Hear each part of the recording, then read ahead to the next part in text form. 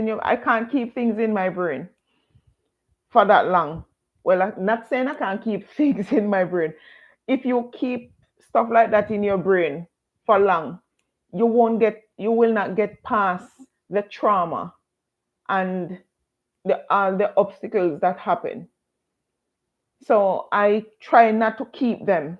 I try to get past them, but it's a lesson learned that you will not saying it's a lesson learned that you can share with others. It's a lesson learned that you can share with others. And if it happen that you you come upon some similar situation, you will be able to maneuver that because it is something that you've been through already. So I will be getting into some of my notes here. But before I get into the notes, if you're new here, please like, subscribe, and share this video. Leave your comment below as to what you think about this video. Thank you. Yes. So I'm going to start off by saying, homelessness is no joke. Homelessness is not something that you can take lightly. It can, especially in the US, it can happen just like that.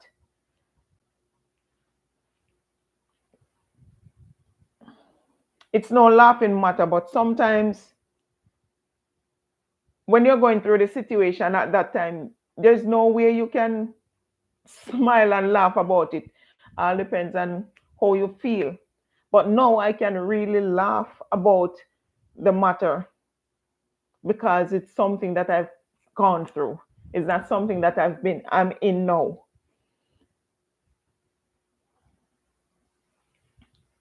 So whether you're going through it now or something that you've faced before,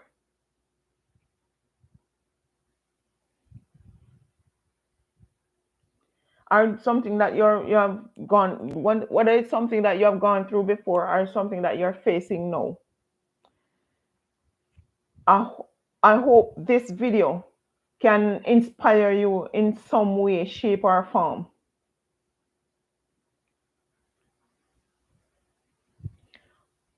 Or maybe you can put a smile on your face knowing that you're not the only one who have been similar in this situation or in similar situation.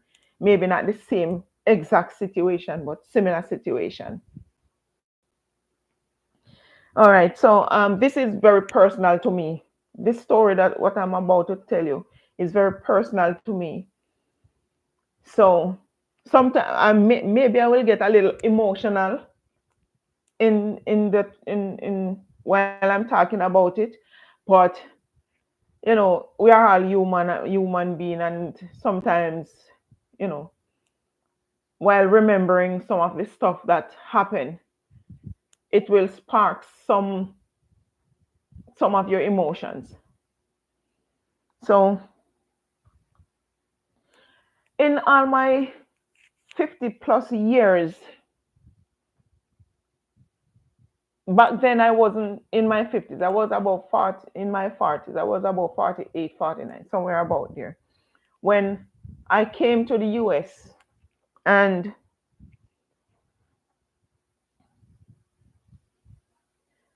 in my 40 years, in life we will have ups and we will and down. That's life. It's called life. So we will have ups and downs. Nothing that we can't handle per se, especially if you're in your own comfort zone. You know the ins and the outs of that. But when you travel to another country and things happen, you you tend to think that this is the worst that can happen. Well, maybe it is, maybe not, because you never know what lies ahead.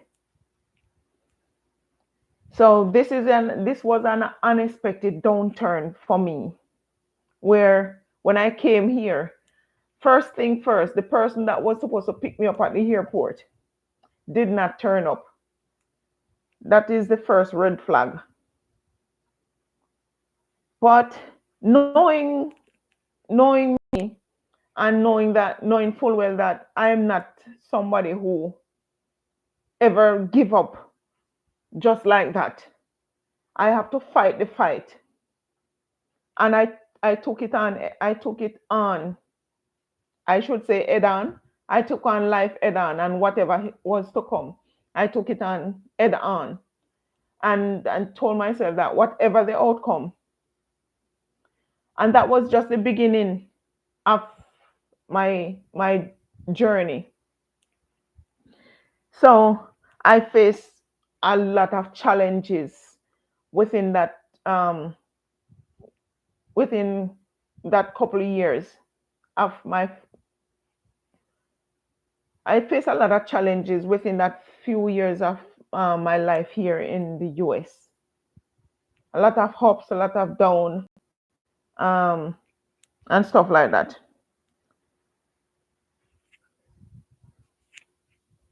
So I met a couple people on my way when I was at the airport. I pay my way. I pay the Uber to get me to a certain point and to the Greyhound station. When I went to the Greyhound station, I met a few people. Nobody that I knew, but Jamaicans and a whole. So once you met Jamaican, some of those people who were people who they know where they were going. I wander off with them because I didn't know anybody and I didn't know where I was going. So I go off with them.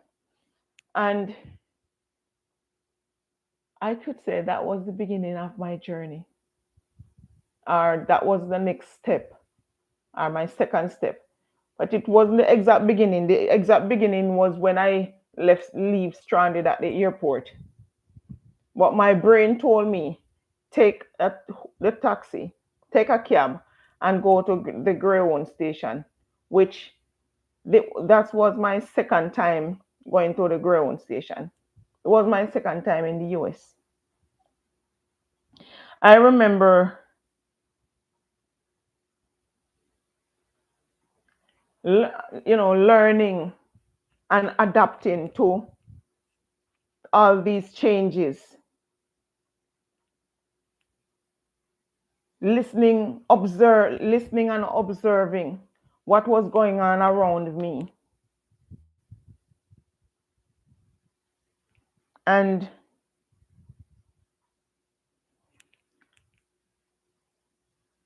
adapting to the new culture.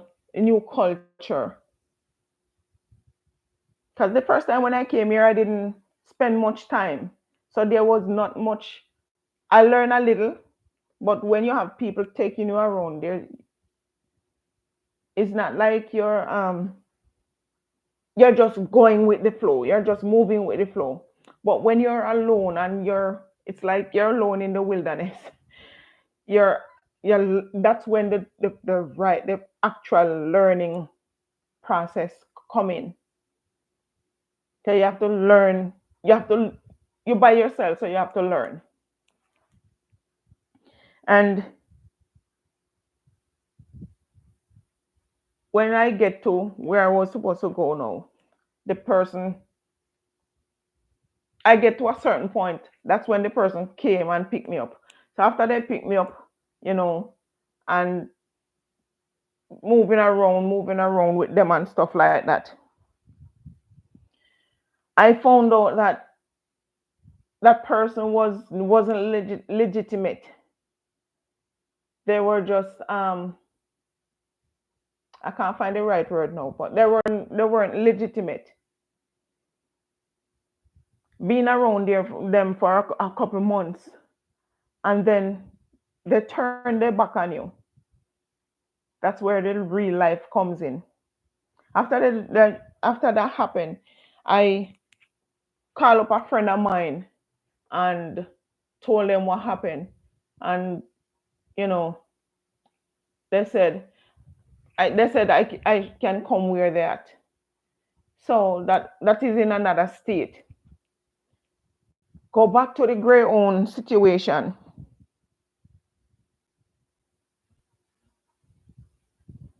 Going back to the gray own situation, I found at the gray own station, I booked the ticket, I booked the gray own bus, and when I get to the gray own station, the bus was full, and I was left stranded again.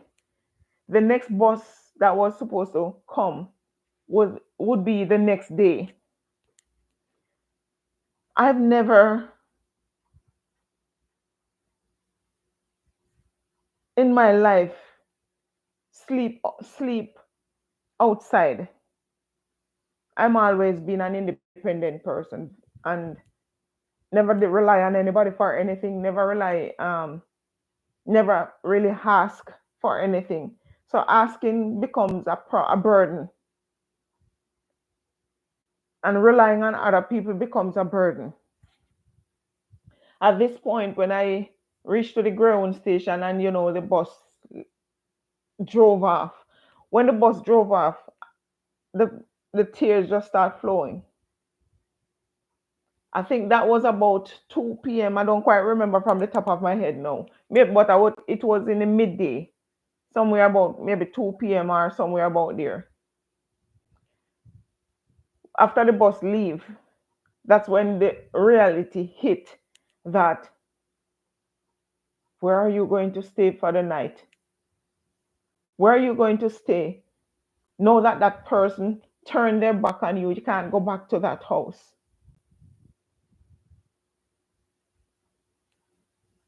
I sat there at the ground station trying to figure my next move. I am new here. I don't know anybody other than that one person, my my ex-husband, that was supposed to take care of me. I was left in the cold. What I did, I sat at the gas station because it was a gas station. I didn't. I was even afraid to tell anybody my situation. So I sat there and reality comes in. I went inside and I asked, but even though the driver told me that the next bus would be the same time the next day, I asked, how can I get a bus?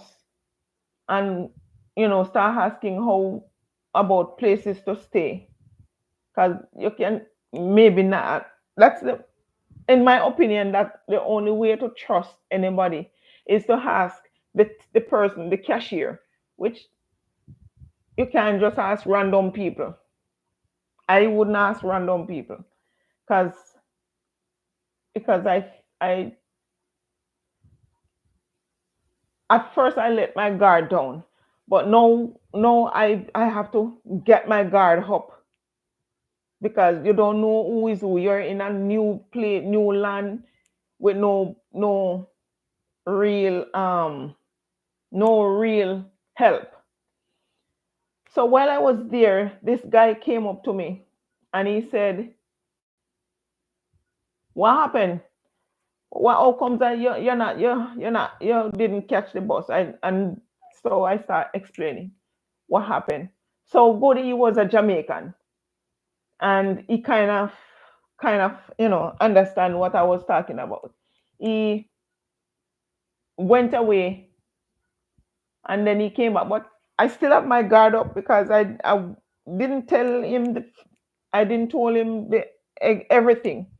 I just told him that the boss leave me, and he asked me where I'm going, and I explained to him where I'm going. He went away and he came back with another guy. Lord Jesus. Fear started to creep in because I'm lying wondering what are these guys up to. So he introduced me to his friend. His friend was living not too far from the gas station. So he said, you can stay at my place. You can stay at my place until tomorrow. No, as I said, no, I can laugh. But at that moment, I said to him, listen, no, I'm not gonna stay at anybody's place. I will stay at the gas station until the next day, or I will rent somewhere until the next day. So I was just asking around how to get to, somewhere, and they were telling everywhere they told me was far away from. So luckily, after the guy that he introduced me to told me that he was going to Orlando. He was going to Orlando. So I said, and he can drop me off at Orlando, so I would be able to catch the next bus from Orlando to where I was going to my destination. And he decided, okay, yes, he will drop me. He will do that. But first, I said, can I ask a question? He said, what's that? I said, is it possible that I can take your picture along with your license plate and send it to a friend of mine? He said, yes. Because, and that's the only way I would have gotten in that car, because I don't know them, I don't know him, and I don't know who we were. So he allowed me to take his picture along with his license plate. He leaned against the car with his tag and everything. I took the picture, took his picture, and I sent it to a friend. And I called up a few other people and said, listen, this is what happened, and this is the situation. I mean, people from different places, far away, nobody close by to me that could help me. And that after I did that, he said, okay, he will be leaving in the next hour. He's gonna go home, take a shower, and come back. I said, okay, I'll be here. And he went away and come back. And can you believe that you still have good people in this world today? Yes, I can attest to that. Cause that man, he took me. He didn't leave me in Orlando. He took me to my destination as to where I was going. He took me straight to where I was going, and he met the person who I was going to. And till this day, we are really friends. We are good friends. We check up on each other. And so that was one of the moments when I was almost homeless. We check up on each other from time to time.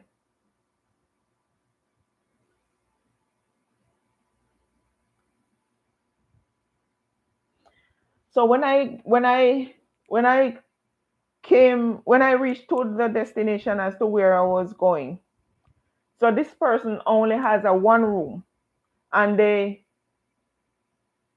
I decided, we gonna share the room. I have no money, nothing, but that this person help start, go around, start helping me out with helping me to find a job, helping me to find something to do. And within I stay with this person for almost a month. Yeah, there's still good people in this world. I stay with this person for a month, and she find a job for me, and I work. And the first pay I got, I just give her something to for people have their house. People have their house, and they will rent one room to rent out rooms in their from their house to strangers who I would say maybe passing through for it's just short term month to month rent. And that's how I survived my first month. And I landed my first job I landed was housekeeping. And so I actually almost going homeless. I did not exactly go homeless. And that was my second attempt of going homeless. And I start living among others. And it is like meeting a whole bunch of people from all different background, all different countries, different language, and sharing sharing one room with three or four other people in on bunk bed. So it's like you have two bunk bed in one room, and you have so that's four people in one room sharing one room, and you have another room with another four bunk bed, and you have another room with another four bunk bed. And just imagine, just imagine that you're living. This was my first time ever share a room with stranger who I never knew, much less sharing bathroom, your private space. And all of us 12, 4, 8, 12, and up to 16 people at times using one kitchen. You have to be using the kitchen and shift. You have to use the bathroom and shift. But it was a learning process and it was an adaptive process. And I have an open mind. I I have an open mind because I said no, this is not something that I really want to do for a long time, but I have no other choice but to do what I have to do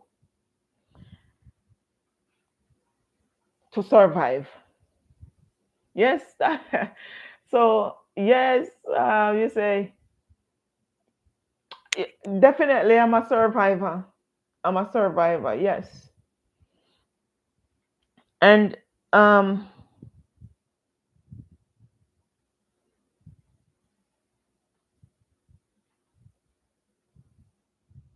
the person I met, the first Jamaican I met at the gas station, he was a truck driver, and he hooked me up with that person, and that person helped me out.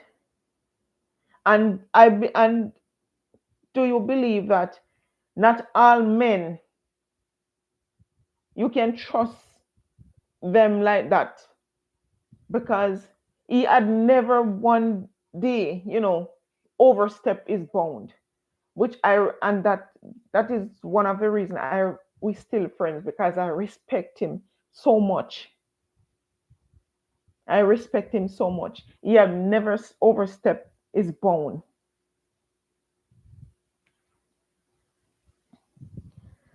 And ever since, I had never let my guard down because, I always have my guard up. But the one time I let my guard down, I was backed into a corner, and I learned from that. I learned. I learned my lesson. But I never give up, and I will never give up, regardless of the circumstances.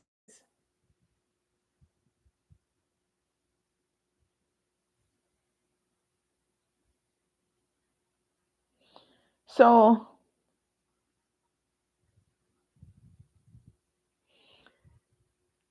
did I ever have to get free meal? No, I have never get free meal because I was introduced while I was staying at this house. You know, when you're starting, it's like you're starting life over. When you're starting life, you even though I have this job, this having this job, it's like it's new. I have to pay a bus fare. I have to take the bus. I have to the pay was really small and I wasn't working a full week. So it wasn't all that much. So some a friend of mine, I developed developed some real good friend and someone. Thank you so much for the respect and yes, thank you so much. You admire that I have high esteem and and mutual respect. Thank you so much. Um, I developed a relationship with some of the girls, some of the ladies, and I was introduced to this thing they call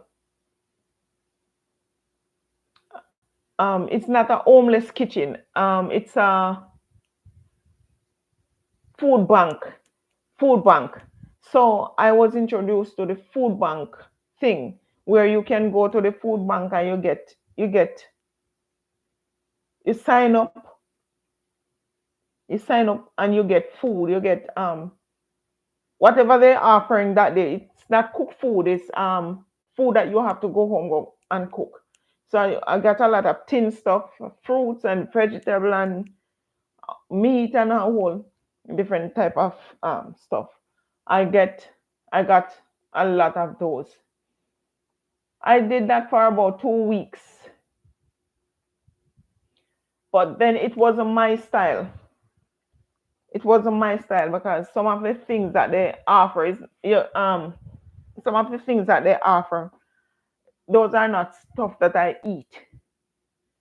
And you would get this whole lot of meat. That wasn't my style. So I did that for 2 weeks with I was really grateful anyway. I was grateful because I it helped me out for that 2 weeks with whatever I eat from that, the fruits and the vegetables and some of the canned stuff that I get. And I was grateful because because it helped me out a lot. And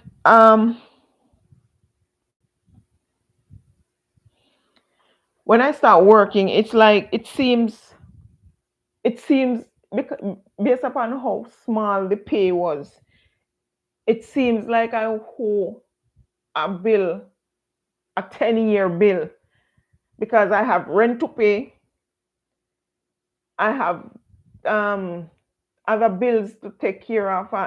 Remember, I'm just new and I have to save my fear, and it was a whole bunch of different things. And this housekeeping job.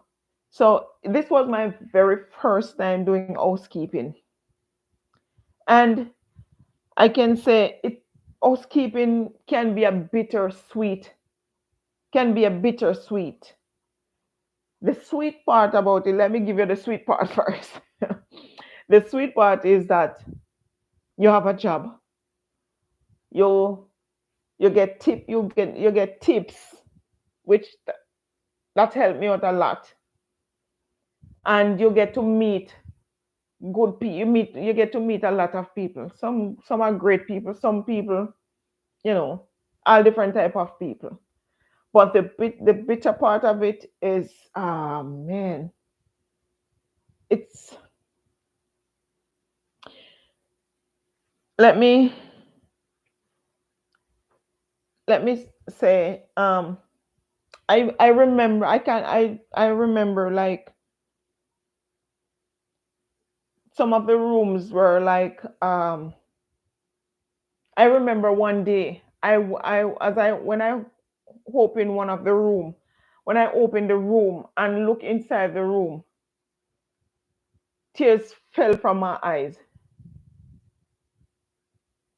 I said to myself, what have I done to deserve this? Because I never know people could really mess it so, or maybe mess it like this, or maybe they do it deliberately.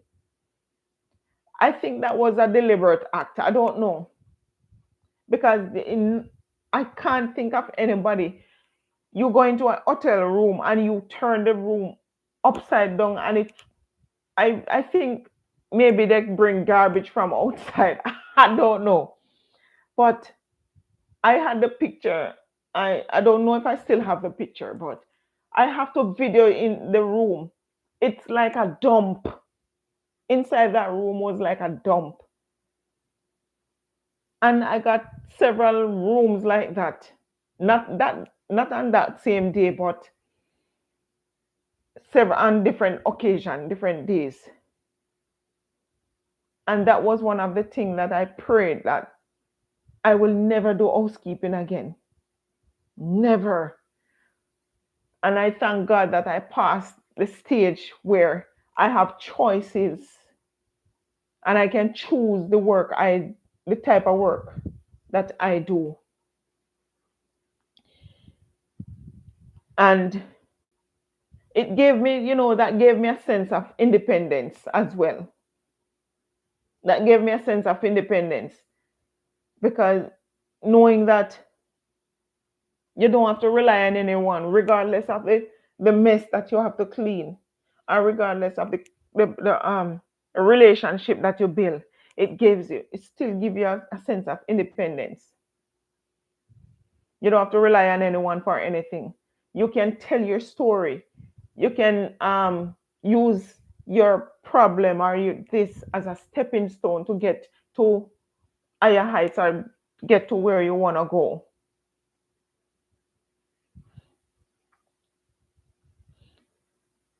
And you know, I know a lot of people would walk. I've seen people come and work in that environment and walk off the same day. I've seen Americans came and they only work one day and they never come back the next day because they said, this is not for me. This is too hard for me. And they never came back. But I admire them for their resilience. But this is not something that I could do, because remember, I'm not an American. I could never leave my job. I would be homeless because they would throw me out just like that. So, and in order for me to stay indoors, get covered, and get in order for me to get keep a shelter over my head, I have to put up with all the mess. And then I guess those mess become a real message for me, a real message.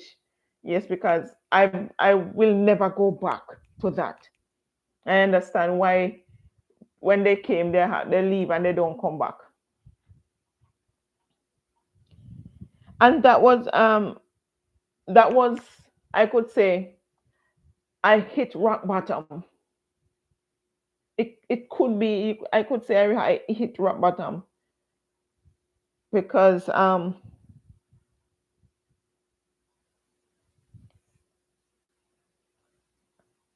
and this is another story. Now, this is another story that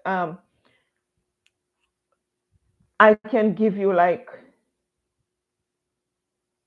I remember on several occasions, because I didn't have a drive then. I didn't have a car, and I have to take the bus. And on several occasions, this place does not have bus stop, or I don't know what you call it, bus stop. They have this thing with just one piece of stick with a sign on it. One piece of stick with a sign, like a lollipop stick. And with that lollipop stick, you it that's where you have to stand up to get the bus. And I remember one day, on several occasions, I'm standing there and the rain just come, and in minutes I was soaking wet.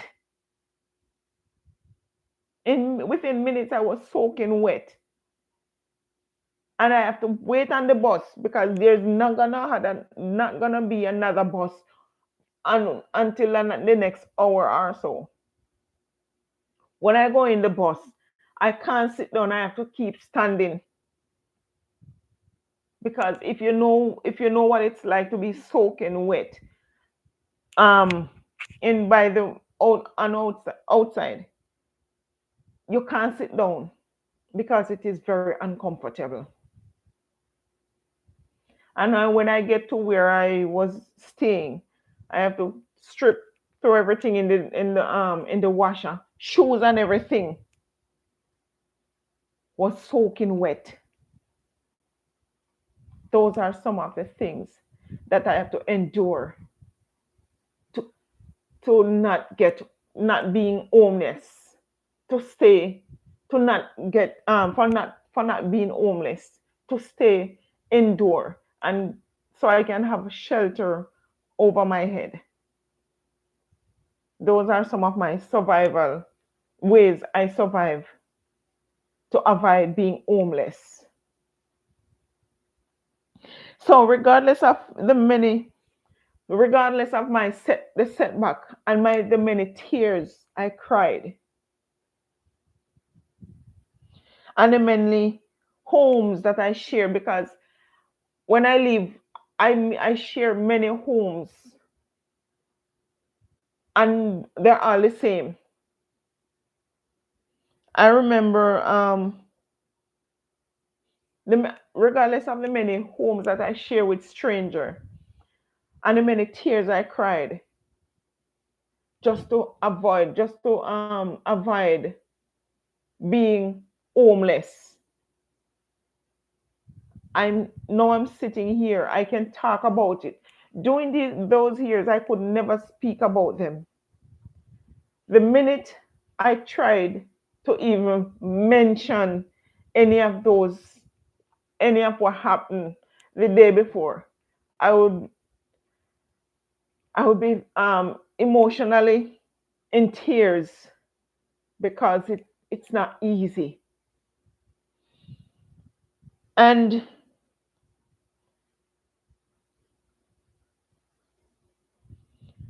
as Mike Edison, I read a lot of books, and I heard the story about Mike Edison.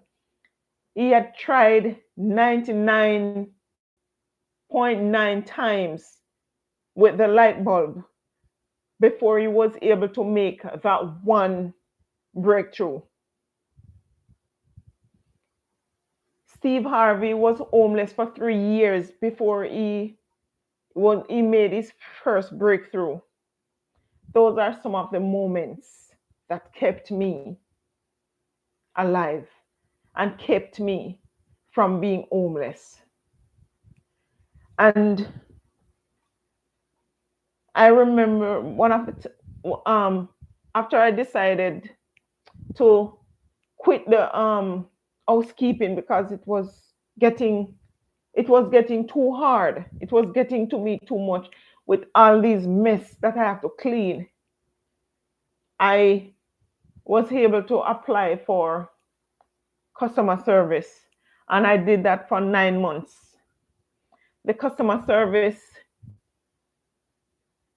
thank you so much. Yes, I thank God that I've passed that stage. And the immigration stage, I'm going to talk about, I think I'm going to go live one day about my immigration, you know, how I get through to my immigration status as well. I think that is going to be another live video.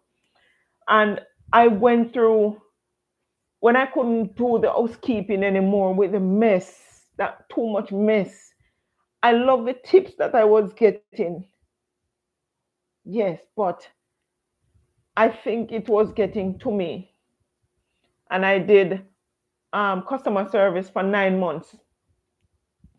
And with the customer service, I think it wasn't much of a difference from the housekeeping. I'm like, when you're talking to some people, I'm like, some I'm a big woman and I'm trying to help these people with their problem. And sometimes the way how they talk to you, how they talk down to you, it's like, yes, I understand you have a problem with the system, but it's not me. I have nothing to do with whatever. I'm trying to help you. And the way how they talk down to you, I did because I only did it for 9 months. And I decided that no, I went ahead and did something that I like. I went ahead and did the nursing assistant, where I help older people to help older people, and that's where I started in this. I went ahead and did get certified in doing nurse assistants. They call it CNA. And after I got certified, my first job was a live-in job. I packed up everything that I own, that I own. Not much, not much, but everything that I own, I packed them up and I put them in storage. And what I did when I was living at when I was living there, I in this house with this bunch of people, I was buying stuff little by little and keep them, you buy little things, just pack them in the car in somewhere until I rented a storage unit. I packed everything in that storage unit and I went and do living work, helping elderly, not babysitting or cooking for our whole family. And I think that is going to be for another day, another story. But that's what I did. And ever since then, I've been taking care of the elderly. It can be fun. It can be fun because you get to learn about their mission and their journey, what they like, what they don't like, what they do, and their plans the plans that they had, and how they overcome those plans, how they overcame those missions. Most of whom I take care of are veterans, people who worked in the army, people who worked at NASA, and NASA space centers and stuff like that. And I gather a whole bunch of experience. And actually, that is my story. I did I my last my last year of living among other people was, I spent 2.5 years as a living caregiver. And after he passed away, it was time for me to move on. And come June, so today is the 26th, June has 30 days, 4 days from now, gonna be 1 year since I was able to rented my own apartment. By the help of God, I was able to rent my own apartment. And I can say, I thank God that for the lesson I learned and the cultural difference that I maneuver, and I was and I became adaptive to the culture and the different people I was able to, I should can say, the different people I was able to learn from. So before I end this video, I want to ask you to take a few seconds to subscribe to the channel and share and subscribe to the channel. Like, like, like, click the like button. Click the like button and leave your comment. Share you if you know someone who had gone through similar situation. If you know someone who is going through that similar situation, or if you have been through situation like this, share your comment below and ask me any question. I will definitely answer if it's something that I can. I am not a psychiatrist.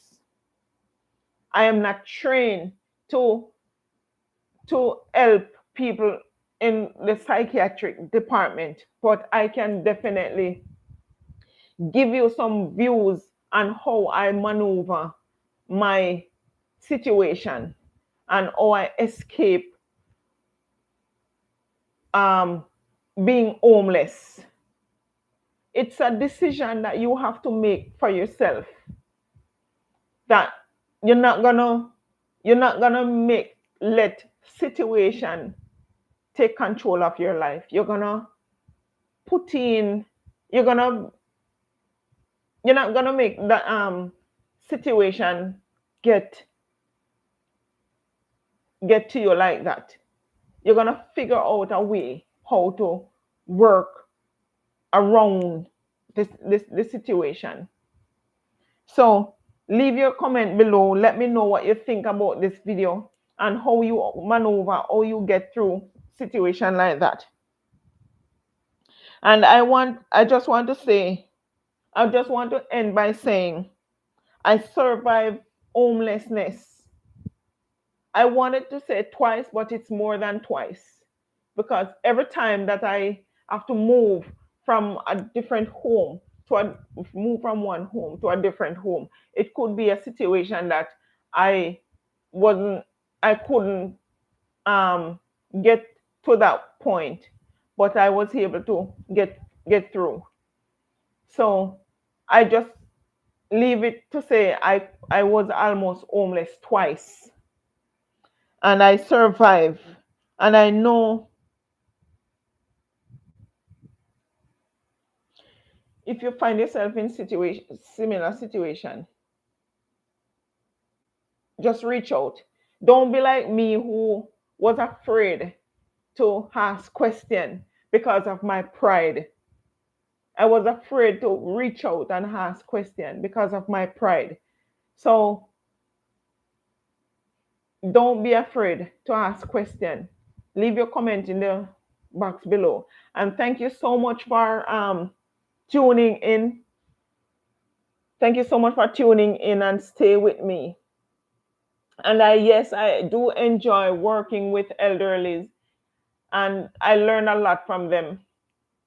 And I thank God for I'm able to pass that stage. Thank you so much, Wellbeing Wise, for being here with me and the others. Thank you so much. And I'm gonna close off now by saying subscribe to the channel and share up the like, share up the video, share up the video. Okay. And thank you.